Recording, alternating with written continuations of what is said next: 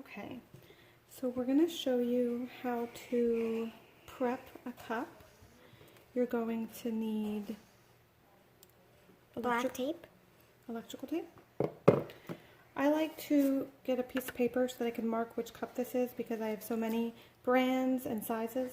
That way I know which one to keep with the packaging. I also have a pair of scissors. I do have a measuring tape or a ruler handy just so I can make sure my measurements are good. I also have a razor blade. Okay, so I've already started. I'm literally just going to take I like to do it the width of the tape. It's easy to do and it's a good amount, and it makes it so that I don't have to cut the tape or anything like that. I just use the width. So I did the one side and I'm going to do the bottom side.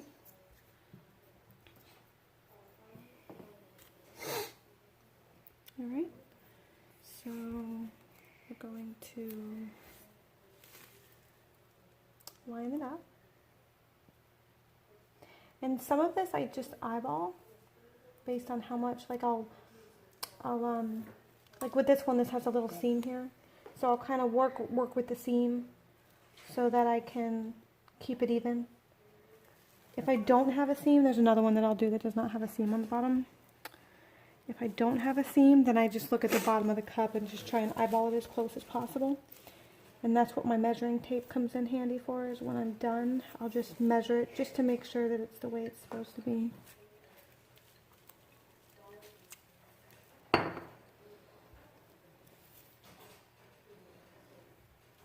And I'm literally just putting it on, nice and easy, nice and slow.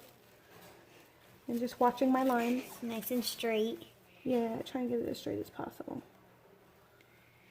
And then once it lines up, I'm going to cut it. And then, let's make sure you can see what I'm doing here. I'm going to kind of pull it. Now, with this electrical tape, if you pull it too much, it will stretch it out and it'll tend to flare, like you can see right here where I have a little extra piece. That's because when you pull it, it kind of flares out. So I try and flare it on the side that it's not going to matter. I try and keep this edge the same because that's where you're going to see the line if I glitter it or paint it or whatever I decide to do. And then I'm going to take my razor blade and just take that little itty bitty edge off. See if I got it. I don't think I did because it was still on the thick part of the tape. There, that feels better. That's right, it's going to get sanded. Alright, so then I just take that little piece off.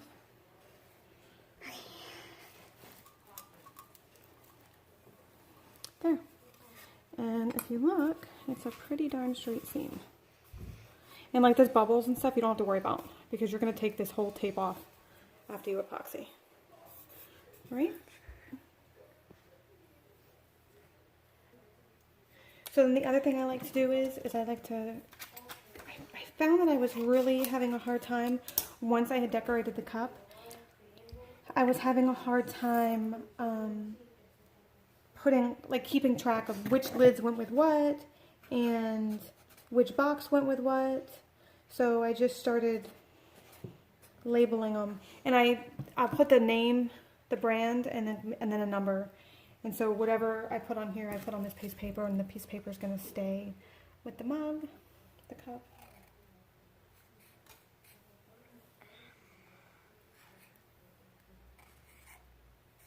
All right. That's okay. All right. So then I just take this, put this in here. That makes it a little far from the zero.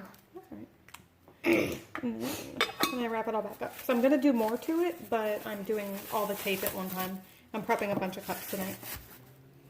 Okay, so hi everybody, we're back. I'm going to show you the rest of the prepping process. You are going to need sandpaper. So I currently have some 220, 80, and 150. And the 150 is the wet or the dry. And I haven't really found that it makes much of a difference when you're prepping the cup at the stainless steel side. I personally like the 150. I use this one all the time, and it works really well. So that's the one I choose to use most often, but to be honest with you, I use whatever's laying around, whatever I have. So you also need your cup. Now I had already marked these with tape because I'm leaving a rim. So I've already had these done. So that was the first part. And you're going to need, I use scissors because I cut my pieces down so I don't use the whole thing. And I use a little bin just to kind of keep it, just if there's any metal flakes or whatever. So this is the cup. I haven't started this one yet. I'm doing a bunch tonight. I'm going to go ahead and do the 150 so you can see that. And whenever you do this, the whole point is to get the gloss off. You're going to see it scratched up, but you're going to cover it with whatever medium you choose. So that's fine.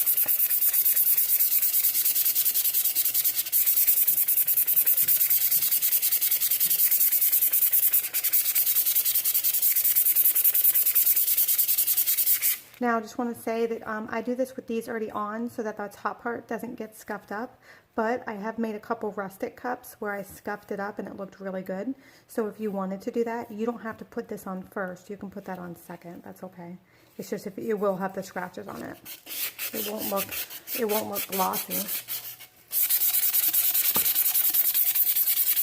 Also, if you're going to epoxy all the way to the rim, then you're going to want to sand it all the way there because you want the epoxy to adhere.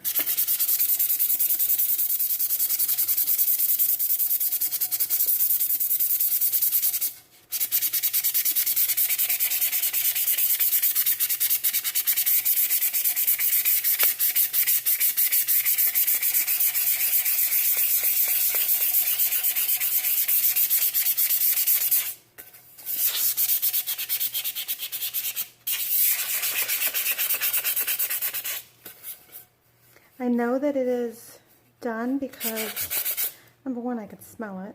I have the gray all over my hands. I also have, I forgot to mention, see the gray? I also have a microfiber rag and alcohol. Now you can either use alcohol to clean it or you can use Dawn dish soap. Some people do Dawn dish soap too. Me, it just depends on what I'm doing that day. I'm doing a bunch of cups today. I'm prepping a lot of cups. So instead of having to wet my hands every time, I'm just using alcohol. Because it's easiest. And it works. So I don't have to keep taking off my gloves.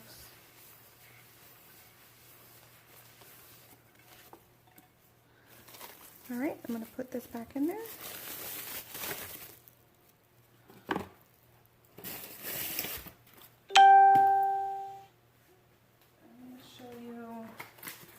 What it looks like with the other sandpaper too, so you can get an idea.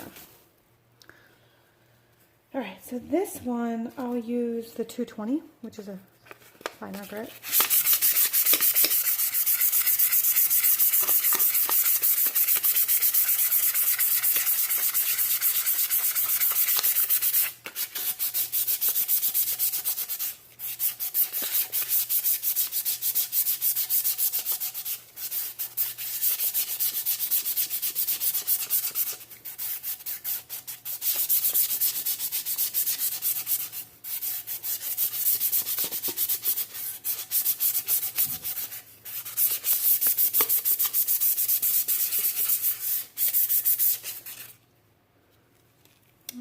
Take a look.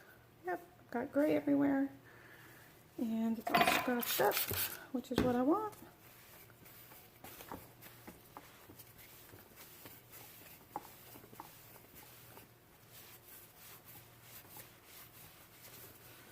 Just like that. See?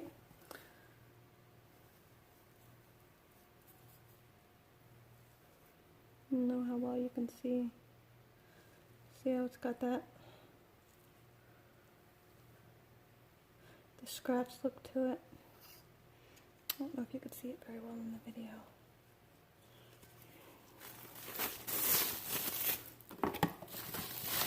And so these cups are now ready for me to paint, or if I choose to do